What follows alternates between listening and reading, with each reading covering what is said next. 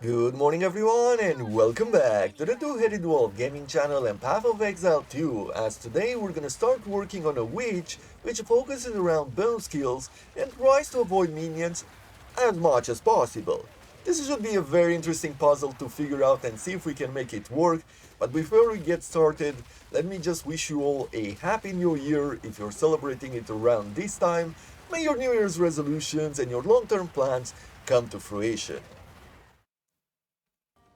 If you haven't seen my previous run in Path of Exile 2, what I like to do is that I start from an idea and I keep building upon it. And in between the episodes, I'm just spending some time on my own, off camera, off record, leveling up the character, gathering a bunch of passive skill points, looking for a few pieces of gear, but I'm not using any of it until I actually start recording, so that in the first part of the episode we can spend some time together upgrading the character, talking about the different choices that I'm making and why I'm making them, and then in the second part of the episode we can run a couple of maps just to get a feel for what the new power level is like. For this particular character, I felt that there's nothing to show at level 1, and so I tried to make it as far as I could through the game without spending any points in the passive skill tree. Surprisingly enough, I managed to make it all the way to the end of Act 1, at which point I decided, you know what, let's start recording, let's upgrade the character, and let's test our power against the end of Act 1 boss. That sounds pretty good to me. In order to make it this far though, I had to use equipment that I found. There's nothing too special about it. I'm going to show off the pieces that are important, but it's mostly basic gear, and I picked up and upgraded some of the bone skills that I found, mostly in the idea of trying to figure out how do I want to go forward. I didn't want to use minions and some of the essence drain and those early chaos damage skills to make it through the game when I didn't really know or understand the bone skills. Before we start investing in the passive skill tree, let's look over our active skill gems and a few pieces of gear just so we can have a better understanding of what we need from the passive skill tree. What are we focusing on? What are our key pieces? And then we're gonna start looking for the tree. The first skill that I've been using has been Bone Blast, which conjures a circle of ritual inscriptions that last for a short duration. When the duration ends, spikes of bone erupt from the enemies in the area, damaging them and potentially causing them bleeding. So the ritual duration is 1 second. Whenever we cast it on the ground, it takes 1 second to activate it, and if there are enemies on top of it, then they get spiked by bones. If they are not, because enemies move around, then you are not going to be successful in damaging them. So it takes a bit of planning. This is why I'm saying that this bone skill seems to be better suited for situation where the enemies are held in place by minions, then you can cast these rituals which damage them. In order to make the attacks faster, I decided to throw in the Arcane Tempo support gem, which increases the cast speed by 25%, and I also went with Spell Cascade, which multiplies the amount of circles on the ground and thus providing us with more opportunities to spike the enemy. However, this skill has a downside where supported skills have 20% less area of effect, and also supported skills deal 30% less damage. The second skill that I've been using has been on Earth, where we raise spikes of bone from the earth in front of us, damaging enemies, and if there are corpses in the area, they will be transformed into minions that will fight for us. I feel like this works really well with the thematic that we're going for, and it offers us some temporary minions which are useful at times to distract the enemy so that we can survive for longer, and also to provide us with some extra DPS in boss battles or fights which can last for too long, let's say. Bone Cage raises a ring of bone spikes around us. If the enemies are within that circle, they will be spiked by bones and they will be pinned into place. Basically, they will not be able to move. And this is a really powerful skill, especially as we are trying to get away from getting surrounded. The fourth skill that we are going to use will be Enfeeble, which is a curse that makes enemies deal less damage. For normal magic and rare enemies they will deal 21% less damage, and for unique enemies like bosses they will deal 11% less damage. Since we have some spirits available, I picked up the only buff that fitted our team, called Grim Feast. This one will help bolster our energy shield by feeding on nearby corpses. And whenever an enemy or a minion dies in our presence, they can also drop these remnants that when collected, they're going to push our energy shield even further, actually going above our cap. I have 7 support gems, so let's see what we can do with them. For Unearth, which is the skill that also summons minions, we're gonna be focusing on dealing more damage. That's what I wanna do with this entire build. I will be using minions here and there when it makes sense to empower our skills to do even more damage.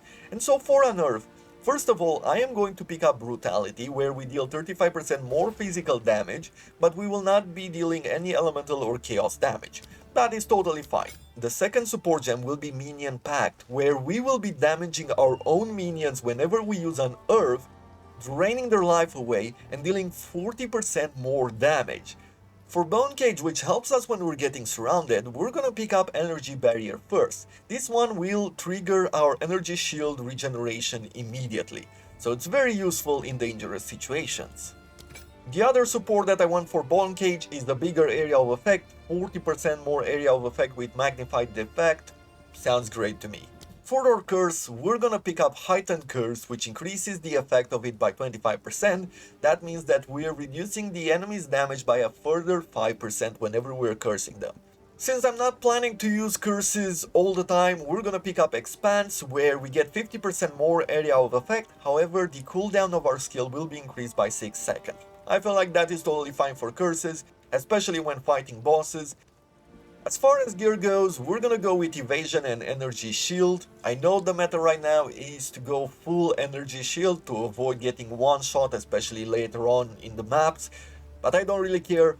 I wanna see how this gear set looks on the Witch, so we're gonna make some progress with this one. I found this wand about 20 minutes ago. It's pretty powerful, 16% increased spell damage, another 33% increased spell physical damage. Our bone skills do physical damage, so this is great for us. 16% increased critical hit chance for spells, 14% increased critical spell damage, 9% mana regeneration, and that's a pretty good wand right there. Finally, I have this unique helmet which I found in a previous run, and I decided that this would be the perfect opportunity to use. Plus 72 to maximum life early on in the game is great, 15% additional physical damage reduction is also great.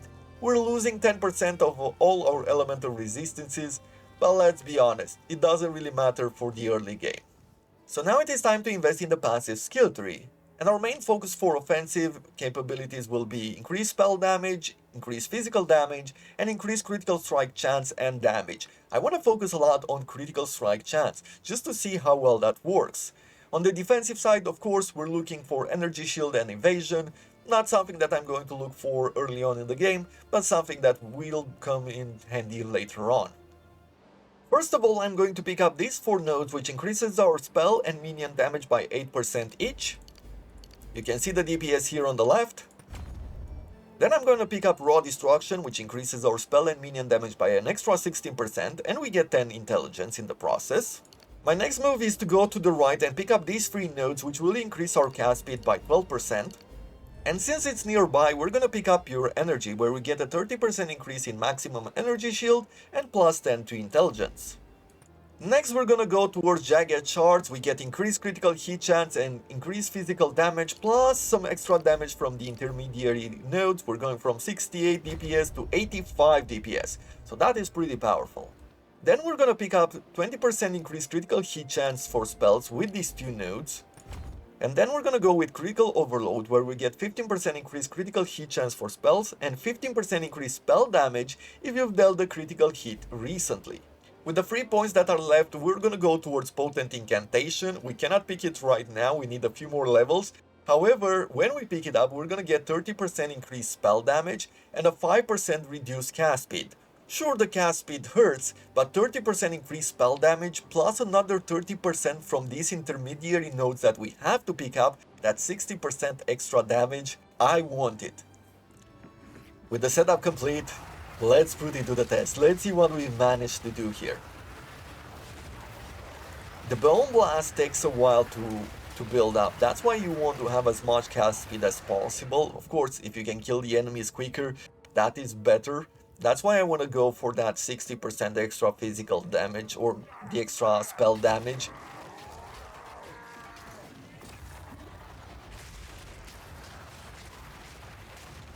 Let's bring in some minions because I see a rare enemy in front of us. So if we can distract him for a second, that will probably be the best.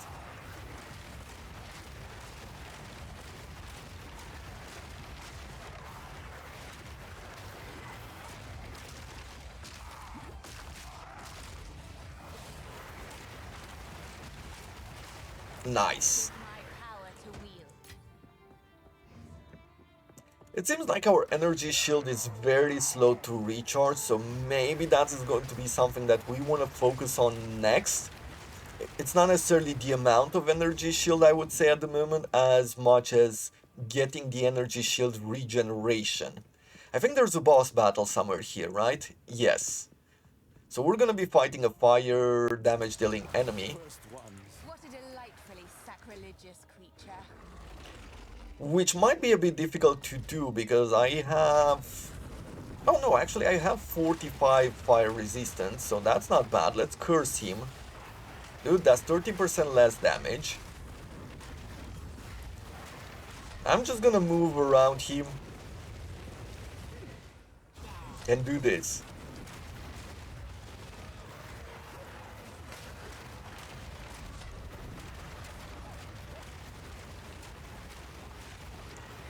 Playing a ranged character seems so easy, to be honest, in comparison to playing melee. My damage numbers are not crazy. I would definitely want to improve this going forward. Let's make sure that he's staying cursed.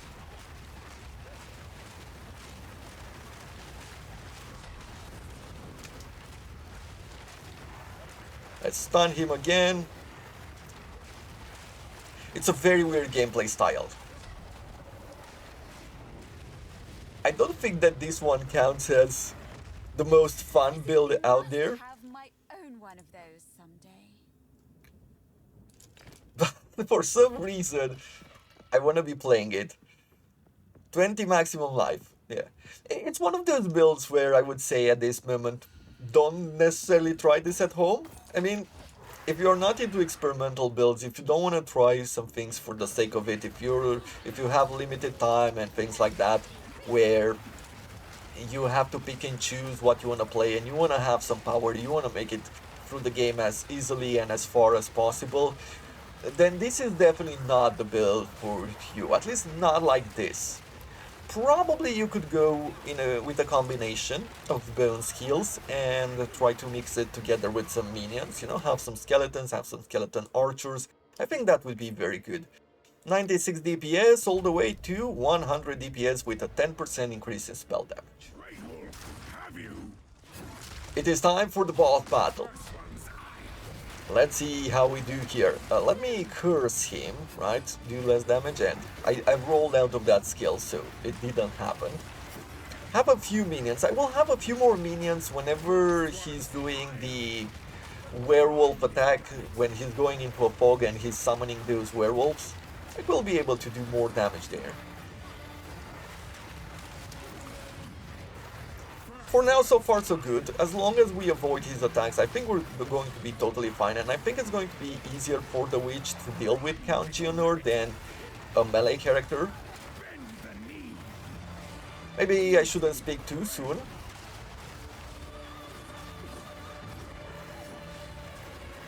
As you can see, Bone Blast can be very difficult to use when the enemies are moving quickly because it has that 1 second wind up.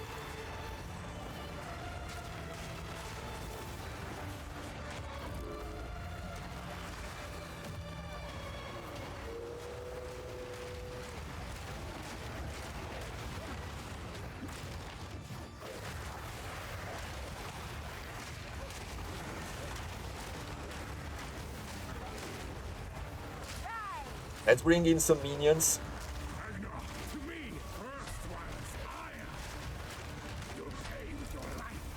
Oof, he got out there. Let's try to stun him. I still don't have enough DPS, I need to push that even further.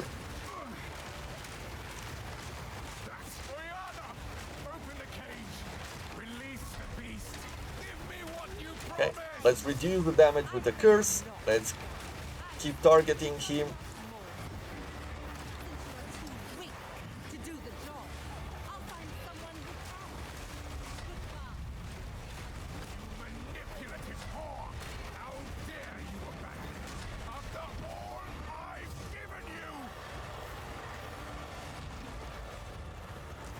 At the moment I'm doing multiple circles on the ground, but I am doing that with the spell cascade at a 30% penalty toward damage.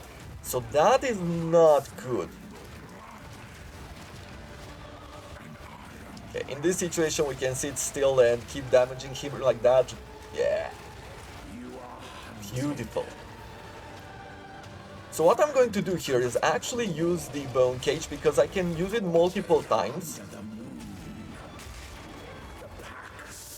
And because I can use it continuously, I'm also pinning down the werewolves, and they won't be able to move and attack me. And I'm going to damage them in the process.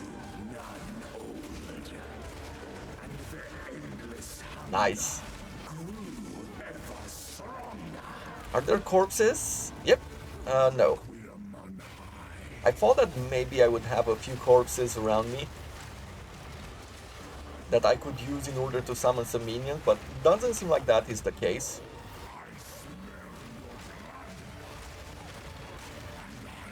Okay. I love these opportunities to damage him heavily. Like, look at this. Let's also curse him.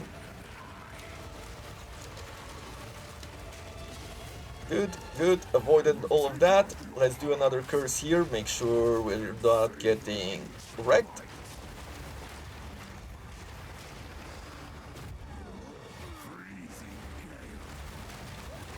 What is my defense against cold? Well, 18%, right? Yeah.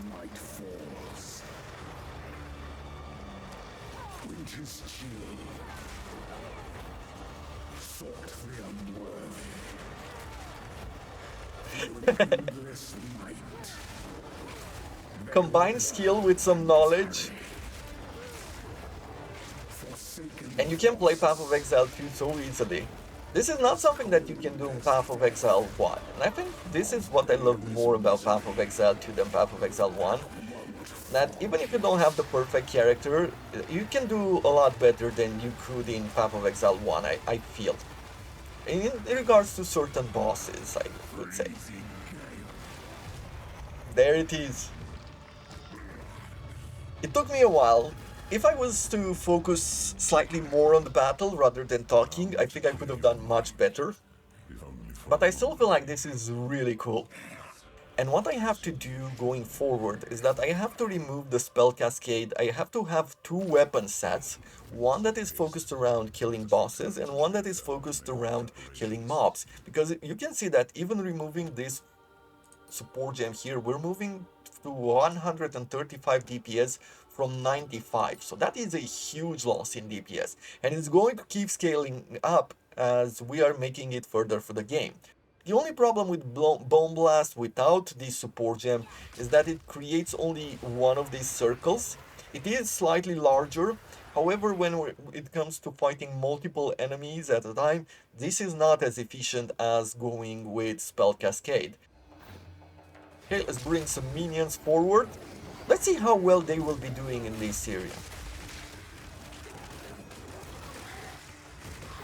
Okay, the minion damage is not crazy. It's good because when we have numbers.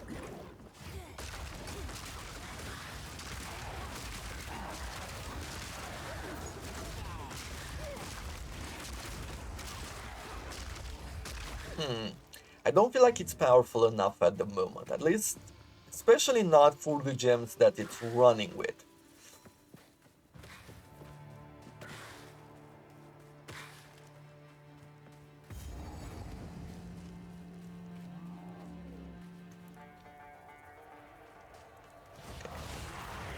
It's time to clear these hyenas.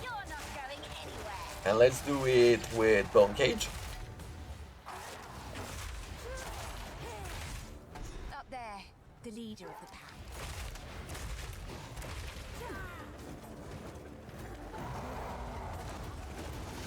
This is a fast melee boss. Okay, I can pin him down very quickly. But I'm guessing afterwards he has some resistance to it. Careful when you're using Bone Blast if you click and hold too much, because if the enemy is moving during the build-up, what happens is that the spell gets targeted at the point where the enemy was when you clicked, right? Or when you got activated. But if the enemy moves forward, then you're not really targeting at him, you're targeting behind him. So that can become a problem. Curse, let's pin him into place, and let's keep doing spells.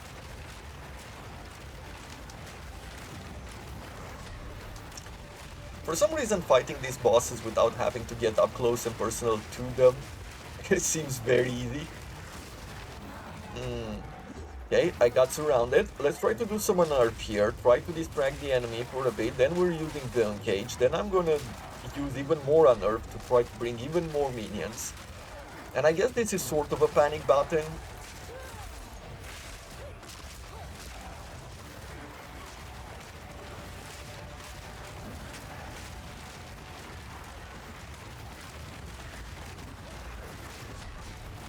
Dude, let's keep bringing minions forward. Put up the bone cages. Pin the hyenas into place, which helps us a lot. Bring more minions forward since we have the opportunity to do so.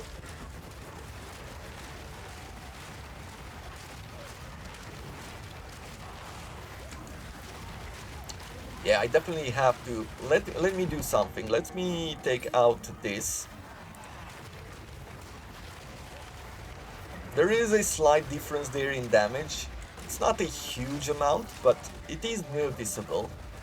So I definitely need to go for that dual set build, where we're trying to get as much damage for bosses as we can.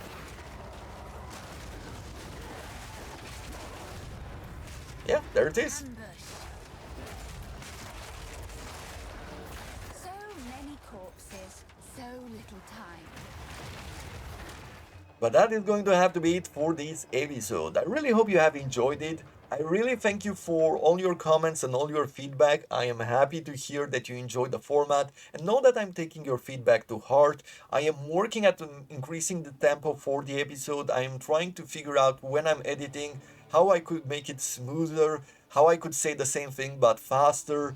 And it's going to take me some time to gain some experience with the idea and try to figure out the right patterns to go forward. With that in mind, thank you very much for your support both on YouTube and on Patreon. And until next time, I wish you all to have a wonderful day.